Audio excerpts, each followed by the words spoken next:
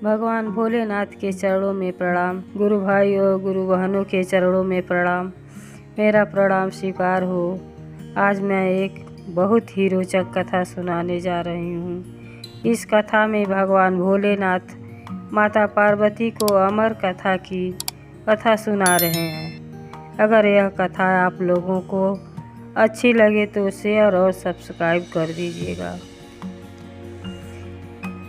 एक बार की बात है कि गुरु भाई बहिना सभी देवी देवता बैठे थे तो चर्चा होने लगी है कि सबसे प्रिय वस्तु क्या है। किसी ने कहा सोना, तो किसी ने कहा चांदी, तो किसी ने कहा हीरा। सबसे कीमती हीरा ही है।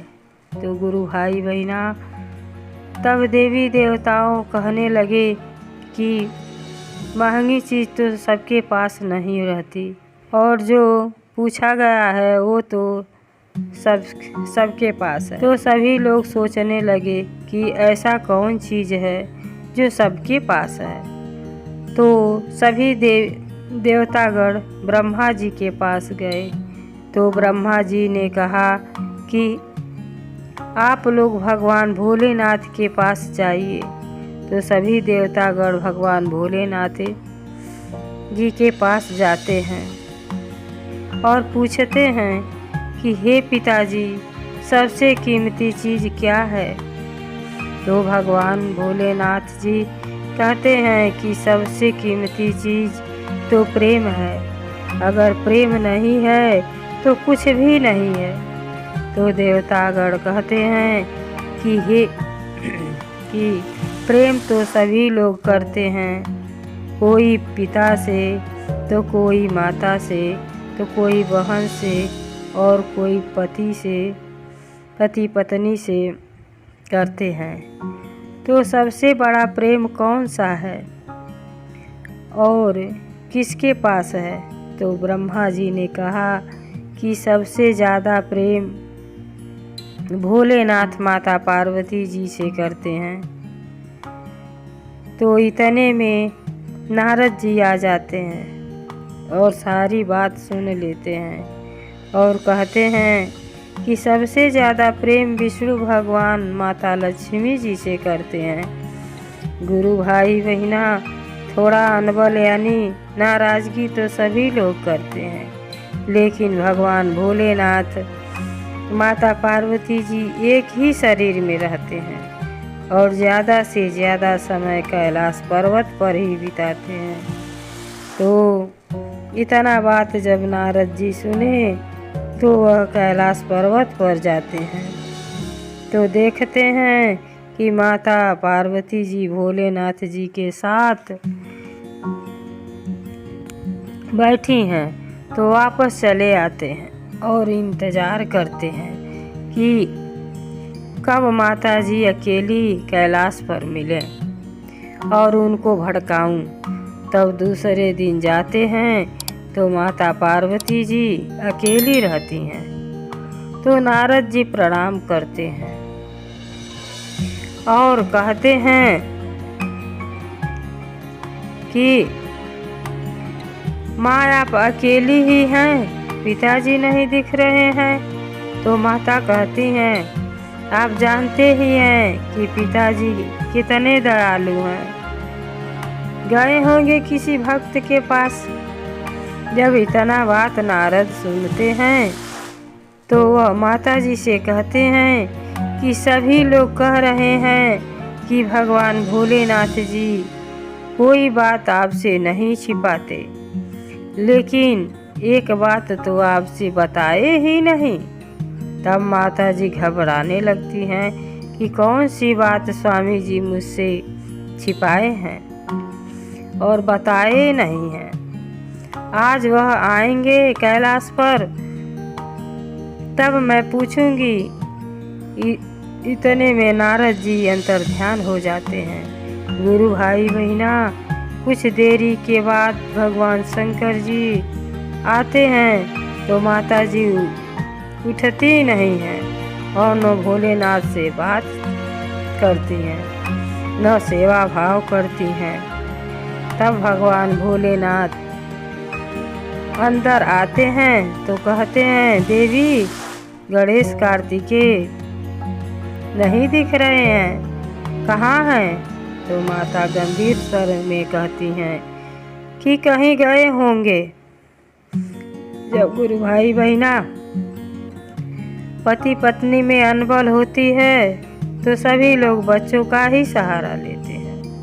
गुरु भाई बहना, आप लोग भी ऐसे करते हैं और समझ जाना चाहिए कि पत्नी नाराज है। फिर भोलेनाथ कहते हैं कि हे देवी, तबीयत ठीक तो है ना? तो माता जी कहती हैं कि सब ठीक है।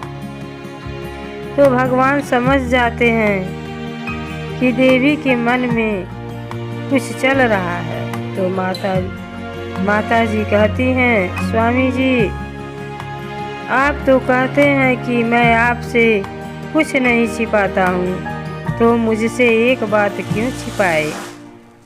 तब भोलेनाथ कहते हैं, कौन सी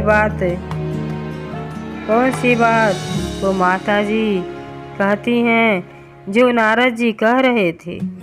तब भगवान भोलेनाथ स्मरण करते हैं तो सारी बातें जान लेते हैं कि ये सब नारद ही देवी को भड़काया है।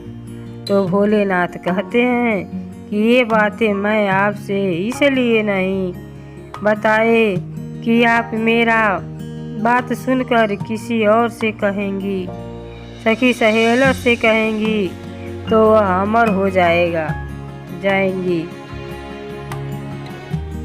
वह बात है अमर कथा। तब माता जी कहती हैं, यह बात मैं किसी से नहीं बताऊंगी, लेकिन मुझे अमर कथा सुनाइए। तब भोलेनाथ अपनी डमरू तीनों ओर घुमाते हैं और त्रिशूल 3 बार घुमाते हैं कि अगल बगल कोई ना रहे। त्रिशूल घुमाने का मतलब कि कैलाश पर्वत पर कोई ना रहे, मेरी कथा और कोई ना सुने। सभी जीव जंतु पशु पक्षी कैलाश छोड़कर चले जाते हैं, लेकिन जहाँ कथा भोलेनाथ सुनाते हैं वहीं पेड़ पर तोता का अंडा रहता है। जैसे कथा शुरू होता है तो अंडा फूट जाता है और उसी में से तोता का बच्चा निकलता है और कथा सुनने लगता है। माता जी थोड़ी कथा सुनती हैं और सो जाती हैं। तोता का जो बच्चा है वह हुंकार भरता है और कथा सुनता है, कहता है, हाँ स्वामी, हाँ स्वामी। भगवान भोलेनाथ आँख मूंदे कथा सुनाते हैं।